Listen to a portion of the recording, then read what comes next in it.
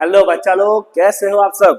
चलिए बच्चा लोग, क्लास 11 फिजिक्स आखिरी चैप्टर वेव्स, उसका आज है एनसीईआरटी एक्सरसाइज सॉल्व करने का दिन। ठीक है, वेव्स का one shot detailed already channel के ऊपर अपलोडेड है। ठीक है, अगले साल 12th की तैयारी भी अपने मैग्नेटिक के साथ ही करने वाले हैं सारे के सारे बच्चे, क्योंकि इतने डिटेल्स लेक्चर आपको शायद और कहीं नहीं मिलने वाले हैं, स्पेशली फॉर दी एनसीईआरटी। ठीक है, तो चैनल सब्सक्राइब कर लीजिएगा, सब लोग ज्वाइन कर लीजिएगा चैनल को। चलिए अब शुरू करते हैं बच्चों, वेव्स का question number 1। A string of mass 2.5 kg, मुझे दिया है स्ट्रिंग का क्वेश्चन, उसका मुझे दिया है mass 2.5 kg under a tension, tension दिया है 200 newton. Length of the stretch string, length दिया है 20 meter. If the transverse jerk is struck at one end of the string, how long does the disturbance take to reach the other end. तो एक and पे अगर हम wave produce कर रहे हैं तो उस वेव को स्ट्रिंग के दूसरे एंड पे जाने में कितना टाइम लगेगा। ठीक है, तो सिंपल सा फॉर्मूला यूज करेंगे बच्चों कि जो भी वेव का स्पीड होगा that is equal to distance L divide by time T. सही है, डिस्टेंस डिवाइड बाय टाइम। अब चलो, ट्रांसवर्स वेव का स्पीड क्या होता है, लिखा था formula, that is under root of T by mu. ठीक है, व्हाट इज म्यू? मास पर यूनिट लेंथ, मास पर unit length, that is T, that is mu, sorry, right. चलो एल ऊपर ले लीजिए, let's simplify this, under root of T into L by M is equal to L by T. L ऊपर आ गया, put the values. चलो, tension कितना दिया है 200, लेंथ कितना है 20, मास कितना है 2.5, लेंथ कितना है 20 डिवाइड बाई टी। कर पाओगे सॉल्व इसको? करते चलो इसको सॉल्व। तो ये हो जाएगा तुम्हारा 8। सही है, 200 इंटू 8 1600, 1600 का अंडर रूट क्या हो जाएगा 40, that's equal to 20 by t. तो टी का वैल्यू आ जाएगा 0.5 सेकंड। चेक कर लेना, मैं ऐसे फटाफट सॉल्व किया इसको। सही है ना, परफेक्ट, सही है, सही है। तो the time taken is 0.5 second. Easy question, important है यहाँ पर। अगला सवाल, a stone drop from the top of a tower of height 300 metre. तो एक टावर है 300 मीटर हाइट का, काइंड ऑफ गजब टावर है ये तो। यहां से एक स्टोन को गिराया, नीचे एक पॉन्ड है। ठीक है, 300 meters splashes into the water of a pond near the base of a tower. When is the splash heard at the top, given that the speed of sound in air is 340 meter per second? तो इसको जब हम छोड़ेंगे, ये पानी में गिरेगा तो आवाज आएगा डुबुक, और ये डुबुक आवाज आप तक आने में कितना टाइम लगेगा पत्थर छोड़ने के बाद। तो पहले ये फाइंड करेंगे कि पत्थर को नीचे गिरने में कितना टाइम लगेगा। Let's call this time is t1। फिर जो भी डुबुक साउंड बना, वो साउंड के वेव को ऊपर आने में सपोज टाइम लग रहा है t2। Second, right, total time is equal to t1 plus t2। t1 is time for 300 metre free fall, पत्थर तो फ्री फॉल ही कर रहा है ना। And t2 is time for sound to travel 300 metre. Sound को 300 मीटर काट के ऊपर आना पड़ेगा। सही है, चलो फ्री फॉल, फ्री फॉल के लिए बच्चों टाइम का डायरेक्ट फॉर्मूला आपको आना चाहिए, under root of 2h by g, free fall का टाइम। ठीक है, एंड साउंड के कितना टाइम लगने वाला है, तो we can simply write the distance divide by speed, that is time. क्योंकि साउंड की स्पीड तो आपको दे दी है ना 340, एंड साउंड की स्पीड कैसे ले लो, कांस्टेंट ले लो, साउंड की स्पीड आप कांस्टेंट ले लो। ठीक है, तो यहाँ से जब साउंड ऊपर आएगा तो उसके लिए हम सिंपली क्या लिख सकते हैं, speed equal to distance by time, तो time equal to distance by speed. Put the value 2 into H का वैल्यू 300, जी लेना है 9.8 ऐसा बोला है, डिस्टेंस है 300, स्पीड लेना है 340। ठीक है बच्चा, सॉल्व कर लोगे इसके आगे, करोगे कि नहीं करोगे? तो भी स्पून फीडिंग छोटे बच्चों को करते हैं ना आपा। ठीक है, अप्पा नहीं मिलने वाला है यहाँ पे, सॉल्व करेंगे और निकालेंगे आंसर कितना आ रहा है सेकंड में। ठीक है, अप्पा नहीं मिलने वाला है, इधर से आगे आपको सॉल्व करना है। चलो अगला सवाल, a steel wire has a length 12 metre, mass 2.1 kg, what should be the tension in the wire so that the speed of transverse wave on wire equal to the speed of sound in dry air which is 343? तो आपको क्या कहा है, tension कितना करा जाए ताकि speed of transverse wave कितना हो जाए, 343 हो जाए। तो आपको स्पीड कितना करना है ट्रांसवर्स वेव का, 343। तो अभी अपने को पता ही है, फॉर्मूला आगे ही लिखा था, स्पीड ऑफ ट्रांसवर्स वेव क्या होता है, under root of T by mu. कितना करना है ये, 343। चल भाई, म्यू क्या होता है, मास पर यूनिट लेंथ। कहाँ आ गया, लेंथ ऊपर आ गया, मास बाई लेंथ, लेंथ ऊपर आ गया, दोनों तरफ स्क्वायर करो। ठीक है, अपने को क्या निकालना है, टेंशन। तो T into L by M, square करो, 343 का क्या हो जाएगा, square. And you can write tension equal to 343 का स्क्वायर इंटू मास कितना है 2.10 into the mass which is 2.10 divided by length, length which is 12 meter. Just simplify this and you will get your answer of tension in Newton. करोगे अप्पा, अप्पा नहीं, ठीक है, हो जाएगा, simple calculation है। तो गुजरात बोर्ड में हो, कैलसी अलाउड है तो टेंशन ही नहीं है, कैलसी अलाउड नहीं है तो थोड़ा मेहनत आपको करना पड़ेगा। ठीक है, छोटे दे और वो अबाकस वबाकस सीखा हो, ऐसे ऐसे ऐसे ऐसे कुछ करना, हलो हवल आता है ना, ऐसे ऐसे करते हैं ना कुछ नंबर्स के साथ, वो आता है तो बेटर है, अदरवाइज प्लस माइनस तो आना ही चाहिए आपको। Next, use the formula under root gamma into p by rho to explain why the speed of sound in air, ये इंपॉर्टेंट क्वेश्चन है, is independent of pressure। अभी आप बोलोगे सर यहाँ तो प्रेशर दिया है, आप बोल रहे हो इंडिपेंडेंट ऑफ प्रेशर, बताता हूँ एग्जैक्टली है क्या ये। तो जो स्पीड ऑफ साउंड है उसका फॉर्मूला है under root of gamma into P by rho. Now if I consider air to be ideal, considering air to be an ideal gas, so for ideal gas we can write PV equal to nRT। अपने को density के form में अगर equation चाहिए तो अपने n की जगह क्या लिख सकते हैं, given mass by molar mass. करते हैं ना ऐसा केमिस्ट्री के अंदर, फिजिक्स में भी करा है, काइनेटिक थियरी में। चलो वॉल्यूम नीचे ले लो, तो ये हो गया mass by volume, capital M side पे ले लो। What is mass by volume, obviously density. So here what I am getting, I am getting pressure by, therefore I am getting pressure by density. Pressure by density is equal to RT by M। इसीलिए जो sound के speed का formula है उसमें under root of gamma into P by rho जो है उसकी जगह आपने वो क्या लिखना है, RT by M। So from this क्या प्रूव हो गया, तो you can simply prove that the speed of sound does not depend on pressure. By, because जैसे ही आप प्रेशर चेंज करोगे डेंसिटी अपने आप चेंज होगी। Check the formula, pressure proportional to rho RT by M। तो अब जैसे ही प्रेशर चेंज करोगे डेंसिटी भी चेंज होगी, और प्रेशर और डेंसिटी का जो रेशियो है that is remain constant, and P by rho ratio, this ratio remains constant. ये रेशियो जो है बच्चों को कांस्टेंट ही रहेगा, समझे कि नहीं समझे। तो इसीलिए फॉर्मूला में भले प्रेशर दिख रहा है but it does not depends on pressure, because pressure change होते डेंसिटी भी चेंज होगा और रेशियो चेंज नहीं होने वाला। दूसरा, it increases with temperature, already अपने को दिख ही रहा है, V प्रोपोर्शनल टू क्या दिख रहा है, अंडर रूट ऑफ टेम्परेचर, तो कुछ नहीं लिखना है इसके अंदर। Third, increases with humidity. What is humidity, moisture content, right. अब एक सिंपल बात समझो, तो मोलर मास होता है बच्चों एयर का, ये एवरेज होता है 29 ग्राम पर मोल, और जो मोलर मास होता है बच्चों वाटर वेपर का, ये होता है 18 ग्राम पर मोल। अब अपना फॉर्मूला देखो, वेलोसिटी प्रोपोर्शनल टू क्या है, वन बहुत बड़ा हो गया, वेलोसिटी प्रोपोर्शनल टू क्या दिख रहा है आपको, ये तो सब कांस्टेंट हो जाएगा, तो 1 अपन under root of molar mass. अब आप सिंपल बात समझो बच्चों, जितना ह्यूमिडिटी बढ़ेगा उतना मॉइस्चर कंटेंट बढ़ेगा, और जितना मॉइस्चर कंटेंट बढ़ेगा उतना मोलर मास कम होता जाएगा, बिकॉज प्योर एयर का मोलर मास जो है वो 29 होता है, एंड मॉइस्चर कंटेंट का मोलर मास होता है 18।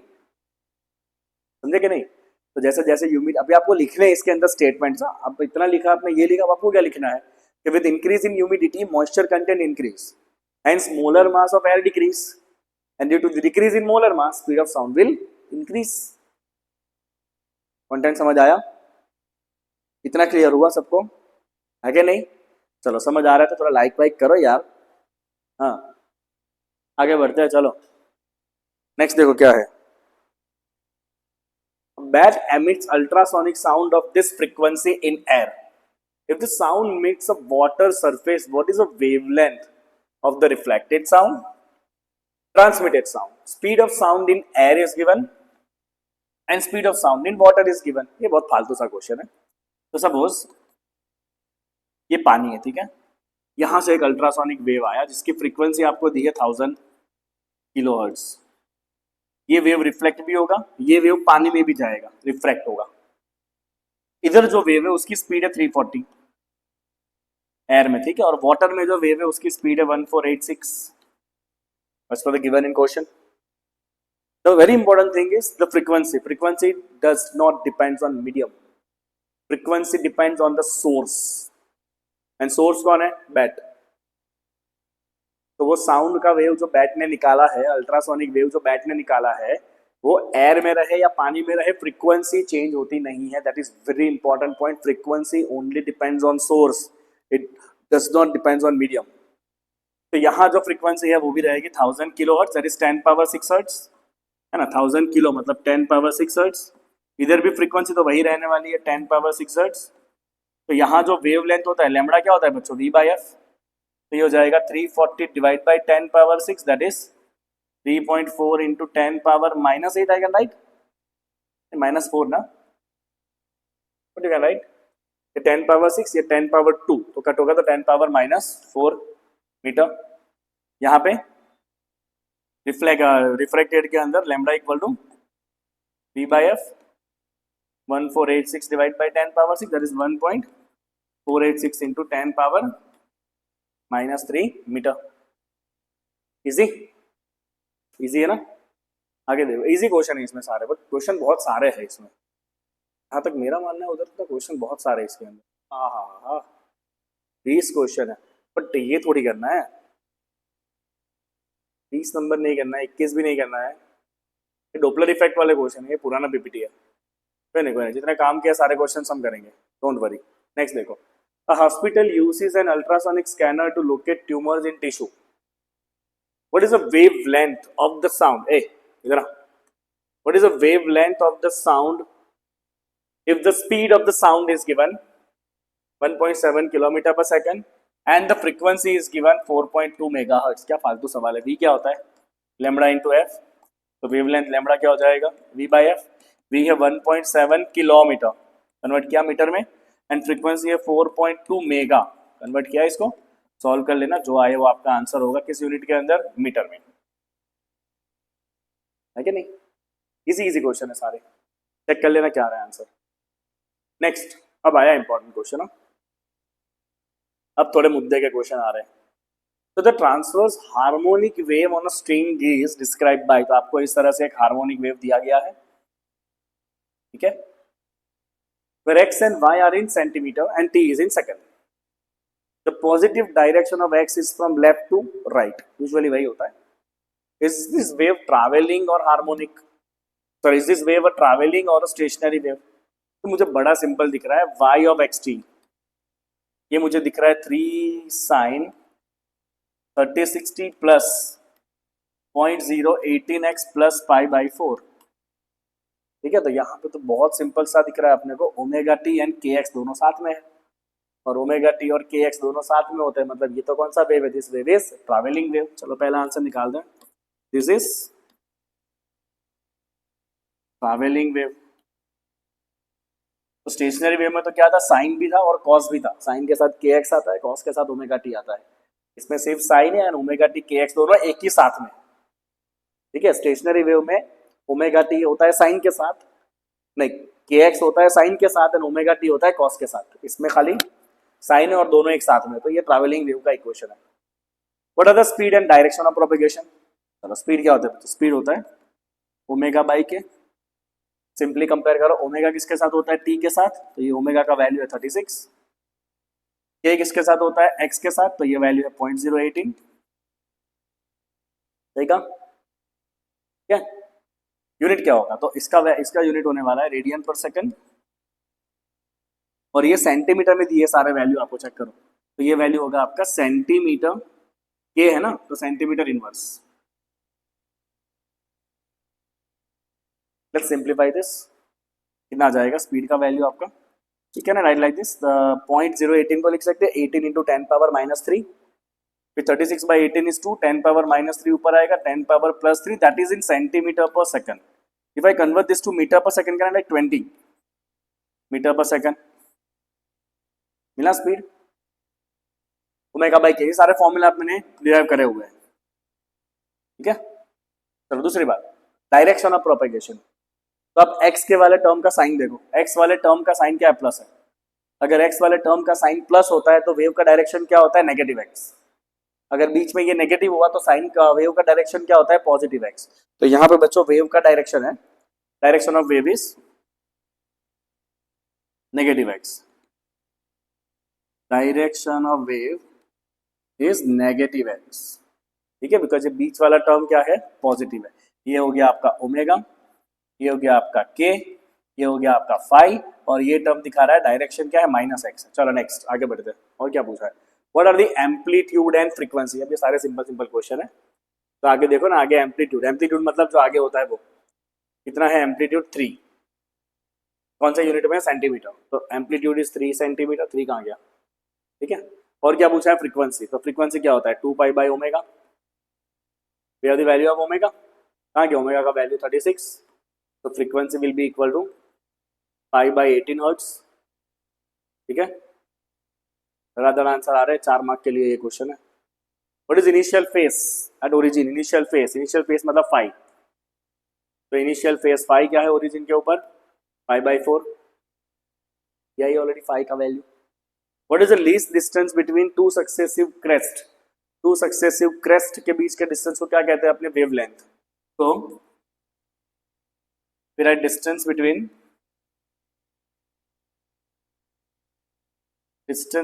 सक्सेसिव क्रेस्ट्स. ठीक है, डिस्टेंस बिटवीन सक्सेसिव क्रेस्ट को हम कहते हैं वेवलेंथ लैम्बडा. लैम्बडा क्या होता है बच्चों? 2π/k. 2π/k का वैल्यू कितना था? 0.018. इसमें आएगा सेंटीमीटर में. चेक कर लेना कितना वैल्यू आ रहा है आपका. क्लियर पूरा क्वेश्चन? 4 मार्क में आ सकता है. 4 पार्ट भी दिए हुए हैं, 1-1 मार्क के सारे. ठीक है, आगे देखो. चलो next. For the wave described in exercise, plot the displacement versus time graph for x equal to 0, x equal to 2, x equal to 4. What are the shapes of this graph? In which aspect does this oscillatory motion in traveling wave differ from one point to another? Amplitude, frequency और phase. ठीक है, तो आपको क्या plot करना है? Displacement versus time का graph plot करना है. किसके लिए? जो x इक्वल टू 0 पे है, जो x इक्वल टू 2 पे है, और जो x इक्वल टू 4 पे है. तो इन सबका डिस्प्लेसमेंट टाइम का ग्राफ आपको निकालना है. बड़ा इजी सा है ये, कुछ नहीं है इसके अंदर. तो मैं इक्वेशन लाता हूं पहले वापस. 3 sin 3060 y equal to 3 sin 3060 plus आ गया 0.018x प्लस π/4. ठीक है, चलो ग्राफ प्लॉट करना है आपको. So I'll plot the graph for first at x equal to 0. तो क्या ग्राफ प्लॉट करना है? y वर्सेस टाइम का. y वर्सेस टाइम का ग्राफ प्लॉट करना है. ठीक है, I'll put x equal to 0 here and I'll put time also equal to 0. क्या बचा? sin π/4. x equal to 0, time equal to 0. Starting में आपको प्लॉट करना है ग्राफ. ठीक है, ओके. sin π/4 क्या होता है? 1/√2. तो स्टार्टिंग में वैल्यू क्या होगी? 3/√2. तो स्टार्टिंग में वैल्यू, लेट्स से ये वैल्यू है 3, जो मैक्सिमम वैल्यू है. थोड़ा बड़ा बना दे इसको. मैक्सिमम वैल्यू है 3 और स्टार्टिंग में अपनी वैल्यू कितनी आ रही है? 3/√2. तो ये ग्राफ यहाँ से चालू होगा, then it will follow the sine curve. जैसे जैसे टाइम बढ़ेगा, अब देखो जैसे जैसे टाइम आपका बढ़ता जाएगा वैसे वैसे साइन कर्व के अकॉर्डिंग से वैल्यू आपकी बढ़ती जाएगी. क्योंकि साइन की वैल्यू जैसे जैसे ये एंगल बढ़ेगा वैसे वैसे साइन का वैल्यू बढ़ते जाता है ना. साइन 0 होता है, साइन 90 तक बढ़ते बढ़ते वैल्यू 1 हो जाती है. जैसे जैसे एंगल बढ़ेगा वैसे वैसे क्या होगा? ये वैल्यू यहाँ से बढ़ेगी, फिर घटेगी, फिर बढ़ेगी. This is how it will goes. ठीक है, तो इस तरह से कुछ होने वाला है. ये किसके लिए है? For x equal to 0. अब आप समझो, जो पार्टिकल x इक्वल टू 2 पे है, अगर मैं यहाँ पे x इक्वल टू 2 रखूं तो ऑलरेडी जो एंगल है वो π/4 में इतना एंगल बढ़ जाएगा, जो भी है वो आगे ना. एंगल ऑलरेडी इतना बढ़ जाएगा. अगर एंगल बढ़ जाएगा तो वैल्यू थोड़ी और ज्यादा होगी कंपैरेटिवली. जो x इक्वल टू 0 पे था उसके लिए एंगल क्या था, खाली पाई बाई 4 था। जो x इक्वल टू 2 पे है उसके लिए एंगल में पाई बाई 4 के साथ ये भी ऐड हो जाएगा, मतलब उसकी स्टार्टिंग वैल्यू जो है वो 3/√2 से भी थोड़ी ज्यादा होगी। लेट्स से यहाँ से चालू हो रहा है वो ग्राफ, सही बात समझ में, राइट। एंड अगर आप इसको और आगे प्लॉट करते हो ग्राफ को, तो यहां से ये जाएगा maximum, so it will be like this, this is how it will be. ऐसा होगा ये ग्राफ आपका, किसके लिए, फॉर x इक्वल टू 2। ना if I plot it for x equal to 4, x equal to 4, अगर यहाँ पे 4 रखोगे तो एंगल थोड़ा और बढ़ जाएगा, तो स्टार्टिंग की जो वैल्यू है वो थोड़ी और ज्यादा होगी, आगे ना। And then repeat the graph again with the green colour, बनना यार, चलता है थोड़ा बहुत ऊपर नीचे, इतना टेंशन नको लेने का। This is how you will get the graph, किसके लिए graph, for x equal to 4, ठीक है। तो तीनों में क्या फर्क है ऐसा पूछा, एम्पलीट्यूड सबका सेम है, फ्रीक्वेंसी भी सबका सेम है, अलग क्या है सबका, फेस, क्योंकि जो 0 पे था x इक्वल टू 0 के फेस में खाली पाई बाई 4 था, 2 वाले के फेस में पाई बाई 4 के साथ 0.018 इंटू 2 ऐड हो गया, और 4 वाले में पाई बाई 4 के साथ 0.018 इंटू 4 ऐड हो गया। तो सब में डिफर क्या है, they all differ in phase pi, they all differ in phase pi, ये तीनों फेस पाई में डिफर कर रहे हैं, ठीक है। चलिए बच्चों आगे फटाफट,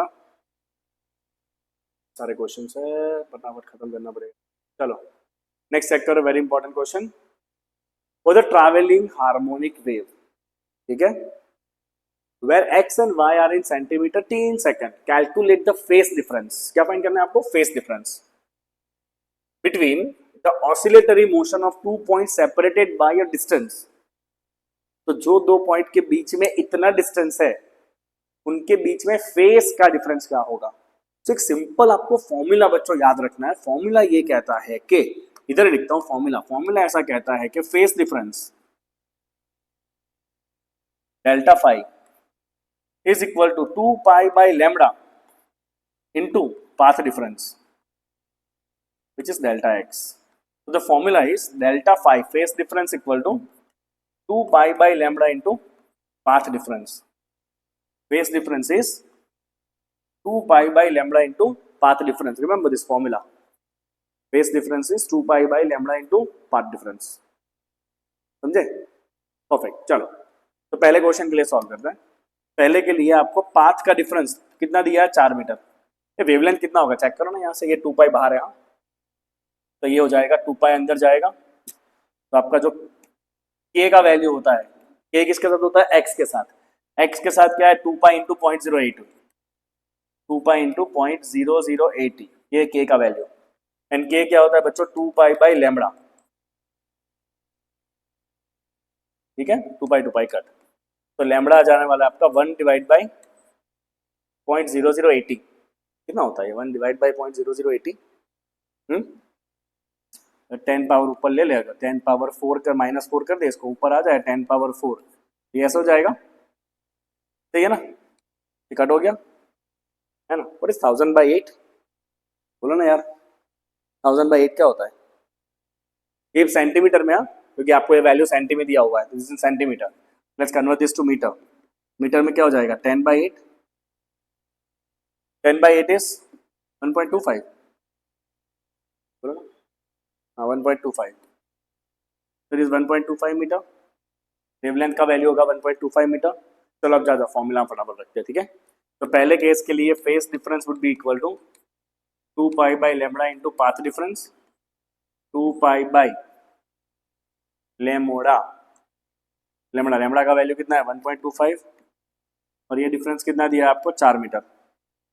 सिंप्लीफाई दिस, कितना हो जाएगा ये, बोलो बोलो कितना हो जाएगा phase difference, 8/1.25, 8 divided by 1.25, what will be this value, 8 divided by, let me check it out, 8 divided by 1.25, that is 6.4 pi radian. Unit क्या होता है इसका, रेडियन, तो पहला आंसर आ गया आपका 6.4 पाई रेडियन। चलो सेकंड में आपको वैल्यू कितना रखना है, 0.5 मीटर रखना है। मेरे को ना ये वैल्यू चेक करना है, मेरे को ऐसा लग रहा है कि ना कुछ गड़बड़ ना हो, 1 डिवाइड बाई 0.008, हाँ सही है 1.25। चलो ओके, सेकंड में 0.5 मीटर करके चेंज कर दो वैल्यू। तो फेस डिफरेंस इक्वल टू वापस क्या करेंगे बच्चों, 2 पाई बाई लेमड़ा, लेमड़ा कितना है 1.25, और सेकंड के लिए आपको x का वैल्यू कितना रख देना है 0.5। ओके, तो 0.5 टू हो जाएगा 1, तो it is pi by 1.25 radian. Done. चलो थर्ड केस के लिए phase difference equal to 2 pi by lambda into कितना रखना है आपको, lambda by 2, would be lambda by 2, lambda lambda would be cancel, 2 2 भी कैंसिल हो जाएगा, पाई रेडियन। चौथे के लिए चेक कर लेना कितना आंसर आ रहा है, डी लेमड़ा बाई 4 रख देना यहाँ पर एंड चेक कर लेना आंसर क्या आ रहा है। तो ये फॉर्मूला, ये क्वेश्चन जो है वो सिंपली फॉर्मूला बेस्ड है, that phase difference equal to 2 pi by lambda into the path difference. Next one, अच्छा क्वेश्चन है ये, बहुत जोरदार क्वेश्चन है ये, यूजुअली बहुत पूछा जाता है, देखो ऑलरेडी स्टार कराया गया ऑफलाइन क्लास में। तो y एट एक्स टी, एक इक्वेशन दिया है आपको, ठीक है, पूरा गेम है इसके ऊपर है। x and y are in metre, time in second, string का लेंथ है 1.5 एंड स्ट्रिंग का मास दिया है आपको 3 इंटू 10⁻²। दस द फंक्शन रिप्रेजेंट ट्रैवलिंग और स्टेशनरी वेव। मैंने अभी आपको बताया ट्रैवलिंग वेव में ओमेगा टी एंड के एक्स दोनों एक साथ में होते हैं, स्टेशनरी वेव में ओमेगा टी अलग होता है, के एक्स अलग होता है।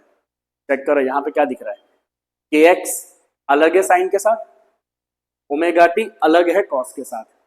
तो मैं यहां पे सिंपली लिखूंगा दिस वेव रिप्रेजेंट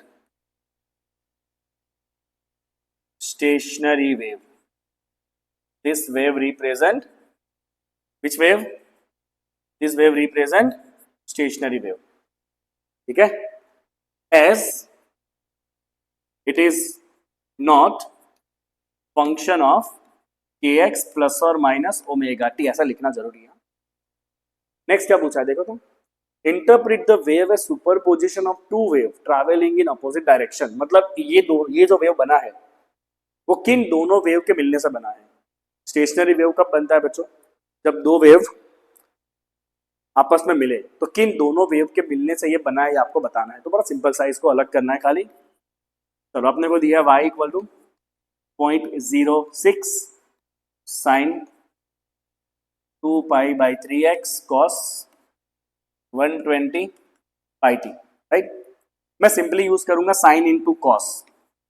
तो साइन इंटू कॉस क्या होता है बच्चों, लिखते हैं यहाँ पे फॉर्मूला, साइन इंटू कॉस होता है sine plus sine whole divide by 2, simple सा फॉर्मूला है। तो क्या करना है आपको, चलो क्या करेंगे इसको, साइन इंटू कॉस को क्या लिखना है आपको, साइन, एक बार करेंगे एडिशन, इसमें डिवाइड बाई 2 नहीं आता है, और साइन प्लस साइन, लिख the formula, sign into cos is sine plus sign divide by 2, एक बार एडिशन एक बार सब्ट्रैक्शन।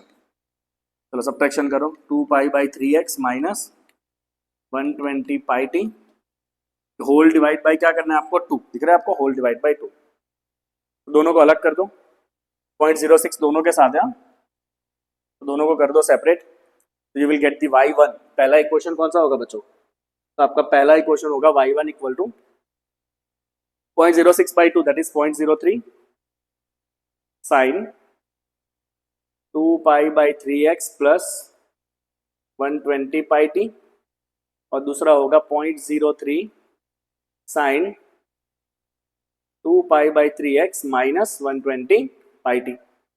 हो गया दोनों। और क्या पूछा आपको, wavelength, frequency and speed of each wave, easy एकदम ये। तो चलो इसमें से निकालते हैं वेवलेंथ लैम्बडा। क्या होता है वेवलेंथ बच्चों, 2 पाई बाई के किसके साथ होता है, x के साथ, x के साथ क्या है 2 पाई बाई 3, 2 पाई कट हो जाएगा, वेवलेंथ इज 3 मीटर। ये क्या हो जाएगा बच्चों आपका k, ये क्या हो जाएगा ओमेगा। तो फ्रीक्वेंसी निकालना है, तो फ्रीक्वेंसी के लिए क्या करेंगे, f equal to 2 pi by omega, क्या वैल्यू है ओमेगा का 120 पाई, पाई पाई उड़ जाएगा, फ्रीक्वेंसी इज 1/60 हर्ट्ज, ठीक है। ओमेगा इज, ये गलत कर दिया मैंने, f equal to omega by 2 pi आता है।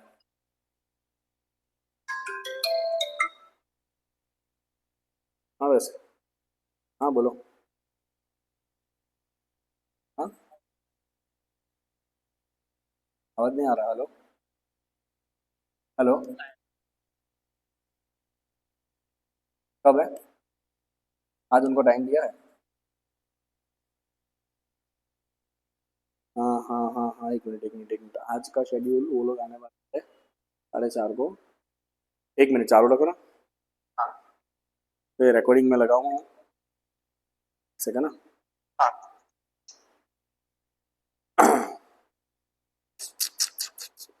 को मैंने क्या टाइम दिया है आज?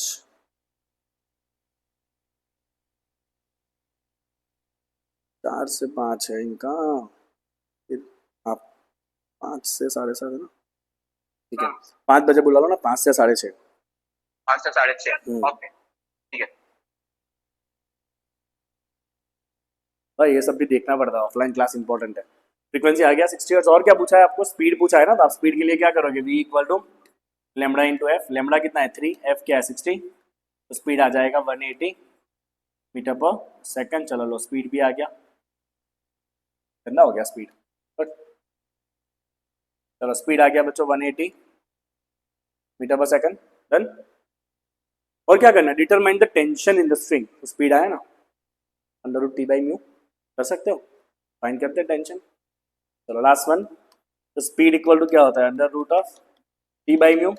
म्यू क्या होता है बच्चों? मास पर यूनिट लेंथ। लेंथ गया ऊपर, है ना? स्क्वायर करो टी एल बाई एम। तो आपका टेंशन, आपका मतलब स्ट्रिंग का, आपको क्या टेंशन है अभी? तो स्पीड है 180। मास दिया है, क्वेश्चन में दिया है ना, मास 3 × 10⁻⁻2 kg। लेंथ दिया है 1.5। ठीक है, सॉल्व करके देख लेना कितना टेंशन आ रहा है। न्यूटन। वेरी इंपॉर्टेंट क्वेश्चन है, 4 मार्क में बहुत बहुत पूछा जाता है फाइनल्स के अंदर, आना चाहिए। ठीक है, अगले सवाल की तरफ चलते हैं। चलो, मेरे को लग नहीं रहा पूरा एक्सरसाइज खत्म कर पाऊंगा मैं, ट्राई करते हैं तो भी चलो ना, कोई नहीं। For the wave on a string describe in exercise 15.11, do all the point on string oscillate with same frequency. मतलब ये वाला स्टेशनरी वेव, ये जो स्टेशनरी वेव है उसके अंदर क्या पूछा है कि हर एक जो पॉइंट है स्ट्रिंग के ऊपर, क्या उसका फ्रीक्वेंसी सेम होगा, फेज सेम होगा, एम्पलीट्यूड सेम होगा? Explain your answer. And what is the amplitude of a point which is 0.375 metre away from the one and?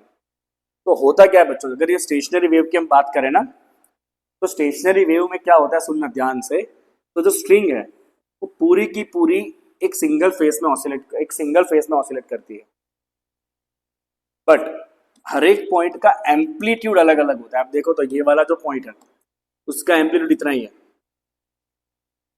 इस वाले का एम्पलीट्यूड बहुत ज्यादा है, वापस एम्पलीट्यूड कम हो, और इसका तो एम्पलीट्यूड 0 है। क्या कहते हैं उसे? अपने नोड कहते हैं, इज कॉल्ड नोड।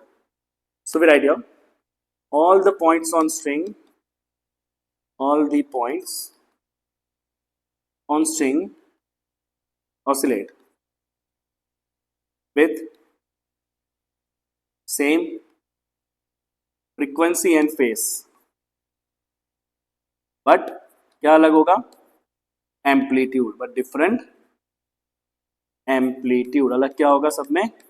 एम्पलीट्यूड अलग होगा। ठीक है, okay. What is amplitude of a point which is 0.375 metre away? तो आपको जो पॉइंट, जो पार्टिकल 0.375 मीटर पे, उसका एम्पलीट्यूड क्या होगा, ऐसा पूछा है ना? क्या कहा यार? सेकंड है ना ये दो। तो x का वैल्यू कितना लेना है? 0.375 मीटर। आगे से इक्वेशन पहले देख के एम्पलीट्यूड निकाल के लाना पड़ेगा। क्या है एम्पलीट्यूड? ये वाला टर्म 0.06 साइन 2π/3x। ठीक है, 0.06 sine 2π/3x। Okay, let's check it out. 0.06 sine 2π/3, x का वैल्यू है 0.375 साइन, कितना हो जाएगा वैल्यू? 2 इंटू 0.375/3। अभी चेक इट आउट, 2 इंटू 0.375/3 हो रहा है 0.25, 0.25 पाई। 0.25 पाई का मतलब क्या हो जाएगा? π/4। What is sine π/4? 1/√2। तो ये आ गया तुम्हारा आंसर। और कट करना चाहते हो तो कर सकते हो।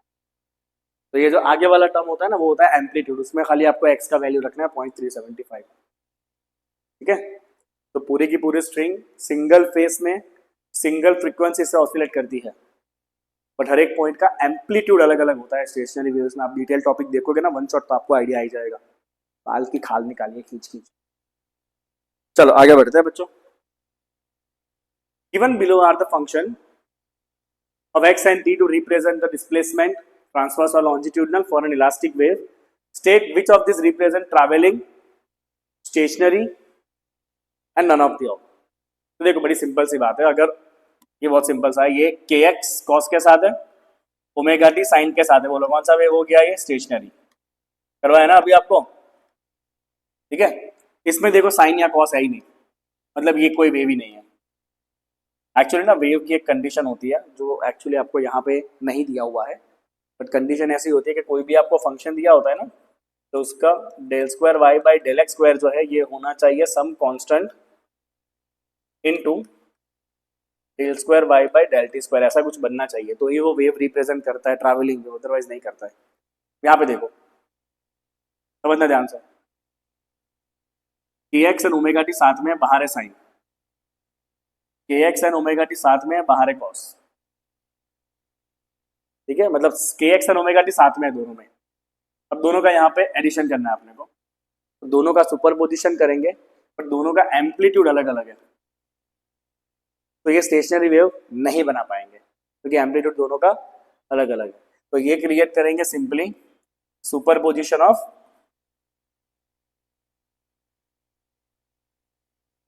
ट्रैवलिंग वेव्स, क्योंकि ओमेगा टी के एक्स साथ में है। टेक द लास्ट वन, ध्यान से देखो। ओके, एक्स जो है वो कॉस के साथ है, टी जो है वो साइन के साथ है, दोनों अलग अलग है, मतलब ये अपने आप में स्टेशनरी वेव है। सेम एज यहाँ भी एक्स वाला जो के एक्स जो है वो कॉस के साथ है, ओमेगा टी जो है वो साइन के साथ है, मतलब ये भी अपने आप में स्टेशनरी वेव है, और दोनों का क्या करना है एडिशन, मतलब ये हो जाएगा superposition of two stationary waves. This is superposition of two stationary waves. ठीक है, तो लिख लिख के देखो इसकी हालत तोड़ दिया इसको पूरा मैंने लिख लिख के 4 साल में। आगे बढ़ते चलो। A wire stretched between two rigid support, देखो wire between two rigid support, दो रिजिड सपोर्ट के बीच में वायर, ठीक है, vibrates in its fundamental mode with frequency, fundamental frequency मतलब F1 कितना दिया है 45 हर्ट्ज। फंडामेंटल फ्रीक्वेंसी में बच्चों वायर ऐसा वाइब्रेट करता है, एक ही लूप बनाता है ऐसे स्टेशनरी वेव में। ठीक है, the mass of wire is given 3.5 into 10 power minus 2 kg and a linear mass density मतलब mu 4 into 10 power minus 2 kg per meter। linear mass density का मतलब होता है mass by length। what is the speed of transverse wave on string and what is the tension in the string? Speed निकालना है, मिल जाएगा आराम से।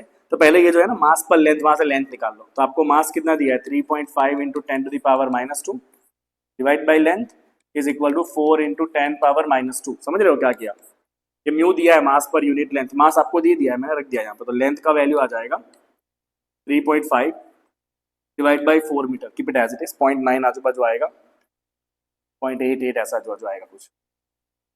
ठीक है ना, 7/8 whatever। ओके, क्या फाइंड करना है पहले, स्पीड ऑफ ट्रांसवर्स वेव। तो भाई अपने पास डायरेक्ट एक फॉर्मूला है, इसके फ्रीक्वेंसी के फॉर्मूला बनाए थे, और पहली फ्रीक्वेंसी का फॉर्मूला होता है 1 times v/2l। पहली फ्रीक्वेंसी का फॉर्मूला होता है 1 times v/2l। कितना फ्रीक्वेंसी दिया 45, लेंथ का वैल्यू कितना आया है 0.88, तो स्पीड आ जाएगा 45 इंटू 2 इंटू 0.88 मीटर पर सेकेंड। चलो एक खेल खत्म, एक खेल खत्म, स्पीड आ गया, डन डन डन, टक टक। और क्या पूछा आपको, टेंशन, तो अभी तो स्पीड आ गया ना, तो स्पीड क्या होता है under root of T by mu, square करो तो टेंशन क्या आ जाएगा v square into mu, v का वैल्यू जो भी आए बताओ कितना आएगा 90 इंटू 0.88,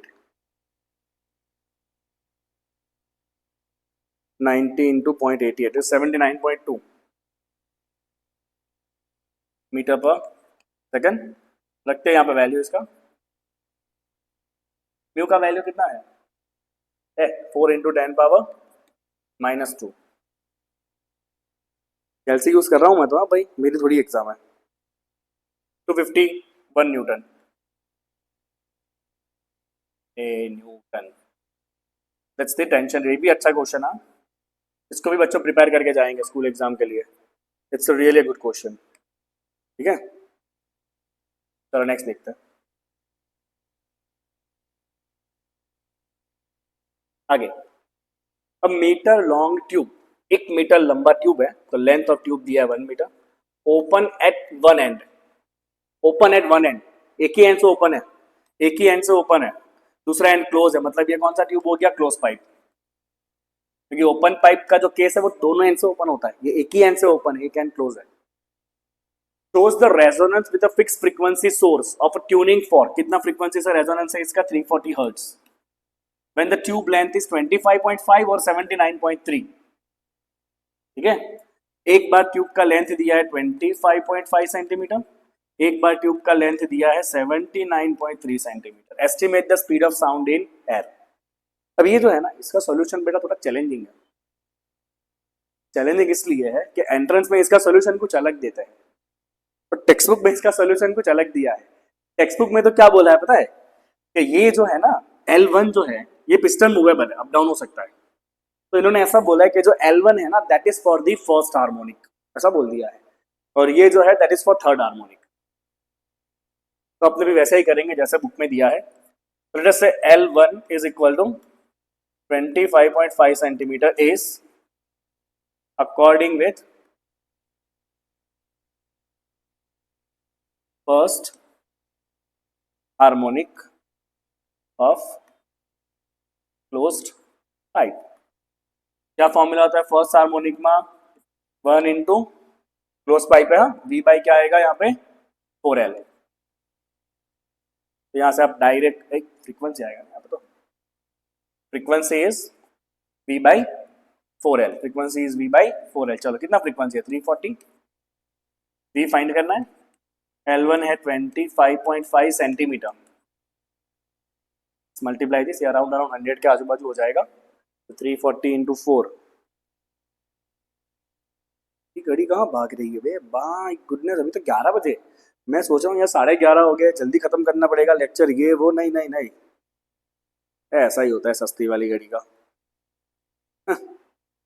सब चीजें अच्छी थोड़ी आती है सस्ती में।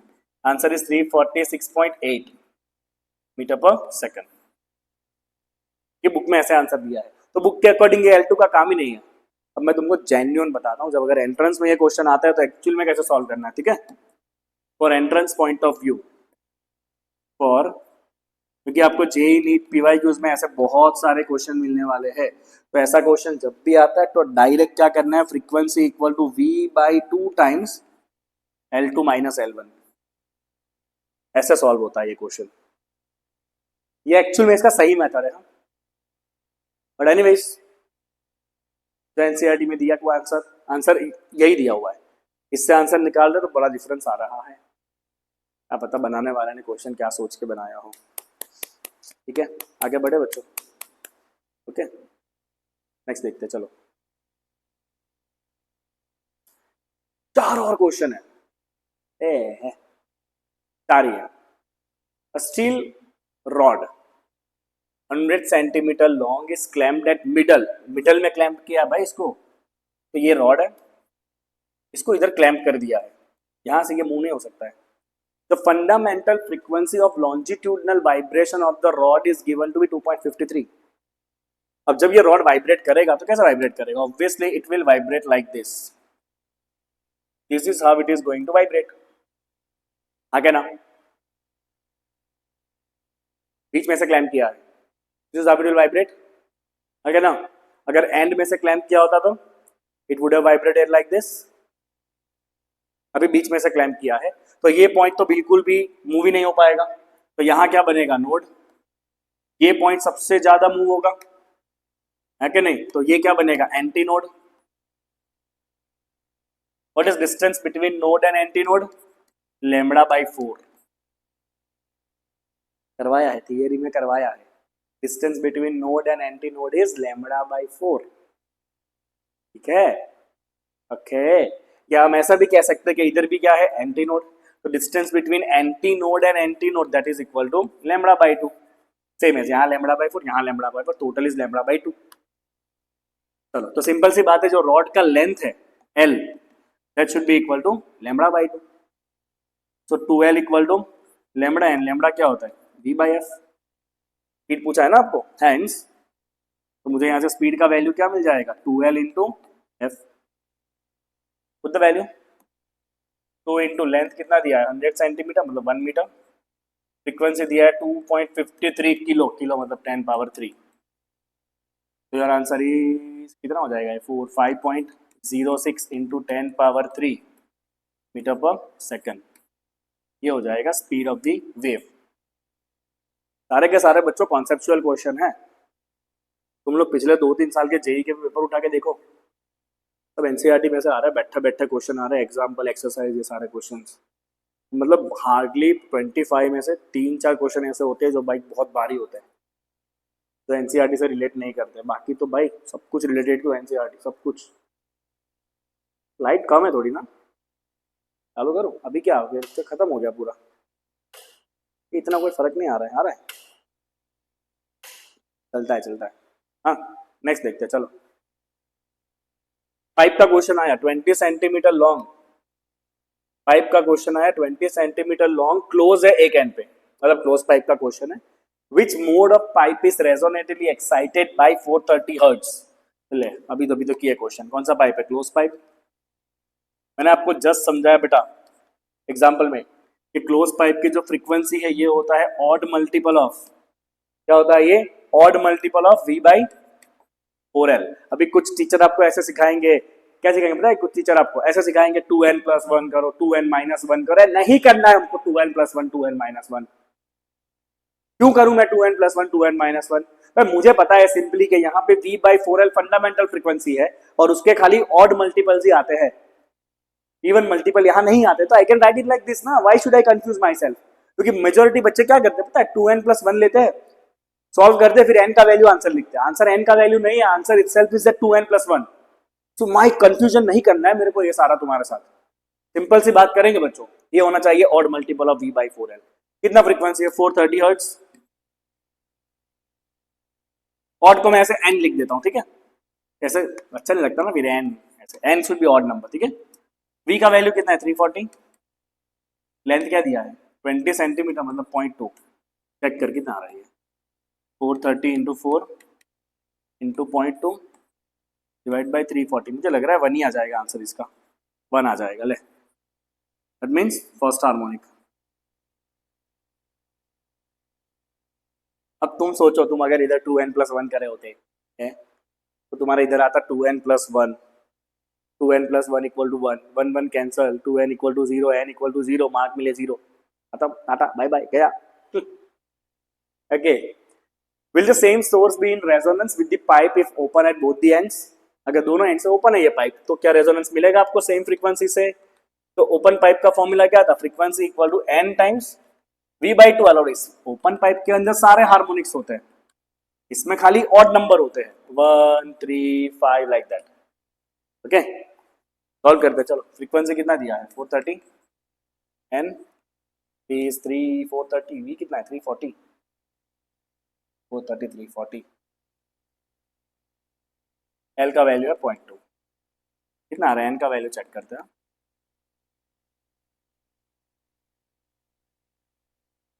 कितना आ जाएगा क्या लग रहा है 1 2 2 0.5 के आजू बाजू आएगा, इंटीजर नहीं आया तो नो रेजोनेंस। इंटीजर आना चाहिए ना, रेजोनेंस है तो, इसमें नहीं हो रहा है रेजोनेंस क्योंकि इंटीजर नहीं आ रहा है। क्लियर है, आगे बढ़े।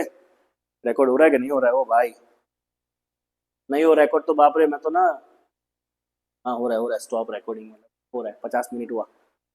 Okay next to last 2 questions. ये देखो चलो, गिटार सितार का क्वेश्चन आया वापस। गिटार सितार टेनिंग टेनिंग टेनिंग टेनिंग टेनिंग टेनिंग, क्या कहा है 2 sitar strings A and B playing the note ga slightly out of tune, frequency में फर्क है, and produces beats of frequency 6।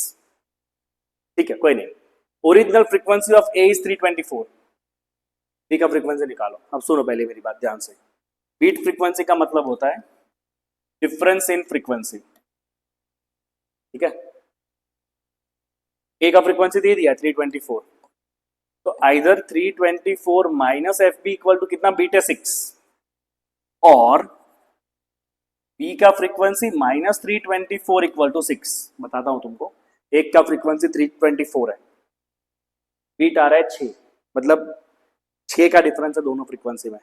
तो 324 के साथ 6 का डिफरेंस 318 का भी होता है एंड 330 का भी होता है ना, -6 या +6, दोनों में से एक पॉसिबिलिटी है। तो बी का वैल्यू 318 हो सकता है या 330 हो सकता है। ओ कैसे पता चलेगा? 50-50 लाइफलाइन लगा दे। How will we get to know? तो अभी क्या बोला है देखो, tension in string A slightly reduce, तो पहले टेंशन और फ्रीक्वेंसी का रिलेशन पता होना चाहिए। तो सिंपल रिलेशन है बच्चों, फ्रीक्वेंसी होता है NV/2L एंड V होता है √T/μ, मतलब फ्रीक्वेंसी प्रोपोर्शनल होता है टेंशन, बराबर होता है ना। क्या बोला है? टेंशन इन ए इंक्रीज, अभी आपने ए का टेंशन बढ़ाया, इसका मतलब ए की फ्रीक्वेंसी बढ़ेगी, डायरेक्ट रिलेशन है। बीट का क्या हो रहा है वो चेक करो। The beat frequency found to reduce, तो 3, पहले बीट कितने थे? 6 थे, अब बीट कितने हो गए? 3 हो गए। किसकी फ्रीक्वेंसी बढ़ानी है अपने को? ए की। कितनी है ए की फ्रीक्वेंसी? है अपनी 324। 324 टेंशन बढ़ाने से बढ़ेगा। सपोज मान लो 324 बढ़ के हो गया 326, जस्ट फॉर द केस, अगर ये बढ़ के हो गया 326, चेक द डिफरेंस। बी के हमारे पास दो ऑप्शन है, 318 भी है, 330 भी है, ठीक है। इसकी फ्रीक्वेंसी टाइट करनी है, इसकी फ्रीक्वेंसी बढ़ी, लेट्स से ये हो गया 326, तो 326 का इसके साथ कितना डिफरेंस होगा? 8 का। 326 का इसके साथ कितना डिफरेंस होगा? 4 का। अब बताओ बीट फ्रीक्वेंसी बढ़ रही है कि घट रही है? पहले बीट 6 थे, अभी बीट 3 हो रहे हैं, मतलब बीट फ्रीक्वेंसी कम हो रही है, मतलब डिफरेंस जो है वो कम होना चाहिए, ठीक है। एक और तरीके से समझो बेटा, ए का फ्रीक्वेंसी आपको दे दिया है ना, विच इज 324। बी में हमारे पास एक नीचे वाला ऑप्शन है, 6 का डिफरेंस 318 का भी है। बी में हमारे पास ऊपर वाला भी ऑप्शन है, 330 का भी ऑप्शन है। अब हुआ क्या, ए को हमने टाइप करा एज पर द क्वेश्चन, तो ए की फ्रीक्वेंसी बढ़ी मतलब ऊपर की तरफ गई, ये बढ़ के ऊपर की तरफ गई, ठीक है। तो ये इसके क्लोज जा रहा है, मतलब इसके साथ बीट्स क्या होते जाएंगे? डिक्रीज। इससे ये और दूर जा रहा है, तो इसके साथ डिफरेंस या बीट्स बढ़ते जाएंगे। अपने का आंसर में देखो बीट्स बढ़ रहे घट रहे, बीट 6 में से 3 हो रहे हैं, मतलब डिफरेंस क्या हो रहा है? कम हो रहा है। इसका मतलब बी का सही आंसर क्या होगा? 330। तभी जाके ये 324 जब बढ़ेगा तो 330 के क्लोज जाएगा, है क्या नहीं? तो will write down as beat frequency, as frequency of beat reduces, therefore the true frequency of beat TB, true frequency of B कितना कहा आपने? 330 हर्ट्ज, समझे? इसको थोड़ा ध्यान रखना। यहाँ पे क्या हो रहा है? बीट का रिड्यूस हो जाएगा, ये क्लोज आ रहा है, और यहाँ पे क्या हो रहा है? इसके साथ तो बीट और बढ़ेगा। अपने आंसर में बीट क्या हो रहा है? कम हो रहा है, 6 से 3 हो रहा है, मतलब सही आंसर क्या हो जाएगा? 330। तो लिखना ऐसे होता है, गॉट इट? चलो आखिरी में कुछ थियरी है, टाइम पास क्वेश्चन है। In a sound wave displacement node is pressure anti node and vice versa. ये सब टाइम पास क्वेश्चन है, ये सब क्वेश्चन करके आपको कुछ हासिल होने वाला नहीं है, कोई एग्जाम में कहीं पे ये कुछ आने वाला नहीं है, ठीक है। ओके, ये है क्या पता है? डिस्प्लेसमेंट नोड इस प्रेशर एंटी नोड। तो जब साउंड ट्रैवल करता है ना, तो पार्टिकल ऐसे क्लोज आते हैं, दूर जाते हैं, क्लोज आते हैं, दूर जाते हैं, ठीक है। तो जो पार्टिकल डिस्प्लेस होंगे ही नहीं, वहां पे भीड़ बहुत बढ़ जाएगी, मतलब प्रेशर बढ़ जाएगा। और जो पार्टिकल जहां से बहुत डिस्प्लेस हो जाएंगे, वहां पार्टिकल दूर दूर चले जाएंगे, तो प्रेशर कम हो जाएगा।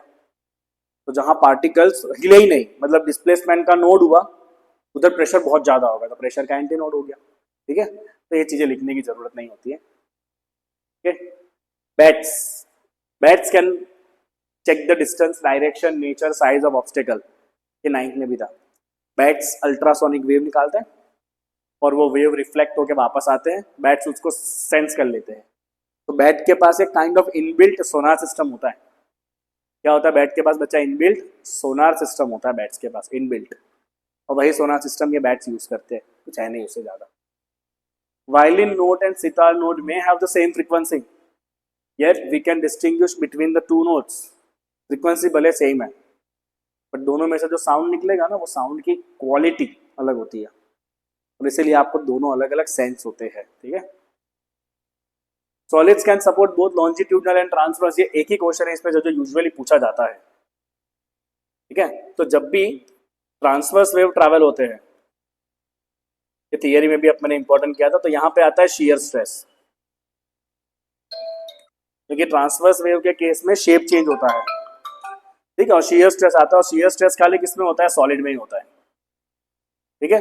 फ्लूइड जो होता है ना, वो शेप चेंज नहीं कर पाते, तो वो ट्रांसवर्स वेव को नहीं कैरी कर पाते। वहीं पे जो लॉन्जिट्यूडनल वेव है, ये जब ट्रैवल होते हैं तो पार्टिकल पास आते हैं, दूर जाते हैं, मतलब यहाँ होता है compressive stress strain, and compressive stress strain तीनों मीडियम में होता है, सॉलिड में भी होता है, लिक्विड गैस में भी होता है। ये आप थियरी में देखना, आपको और ज्यादा डिटेल में इसके नोट्स लिखे हुए मिलेंगे, ठीक है बच्चों। चलो, तो मुझे लग रहा है इतने क्वेश्चंस, हाँ ये तो डोपलर का क्वेश्चन है, अभी सिलेबस में से डोपलर निकल चुका है, किसी एग्जाम में डोपलर नहीं है। फाइनली राहत की सांस, पूरा 11th स्टैंडर्ड का फिजिक्स सारे चैप्टर्स एकदम प्रॉपर वन शॉट्स आपके लिए अब रेडी करके मैंने डाल दिए हैं, ठीक है। लग रहा है कि जब तक ये एनसीईआरटी रहेगी, जब तक ये सिलेबस रहेगा, तब तक मुझे लग रहा है कि एनसीईआरटी के बेस्ट लेक्चर्स यही रहने वाले हैं, वन शॉट्स। भले मेरे ऑडियो क्वालिटी के अंदर थोड़ा ऊपर नीचे होता है, क्योंकि बहुत कोशिश करके माइक्स लगाए हैं, बहुत माइक परचेस करे हैं, तो भी the best which I can give you, तो मैं आपको दे रहा हूँ। कंटेंट में कोई कमी नहीं होगी मेरी, ये आप बिलीव करते हो, ठीक है। चलो बच्चों, इसके नोट्स चाहिए, लिंक डिस्क्रिप्शन के अंदर दे दिया है मैंने, ओके। 12th स्टैंडर्ड में आप सबको मेरे साथ ही जुड़ना है, इतनी बात ध्यान रखना, कहीं कोचिंग जाओ नहीं जाओ डजंट मैटर, सेल्फ डिसिप्लिन से रोज के 3 घंटे या 2 घंटे निकाल के निकुंज सर को लेकर बैठ जाओ, ठीक है। अच्छे से लेक्चर देखो, आराम से साथ साथ में नोट्स लिखो, ठीक है। और भी बहुत सारे प्लानिंग है, टाइम टू टाइम आपको ये सारे प्लानिंग रिवील करे जाएंगे। तब तक के लिए tata bye bye, see you.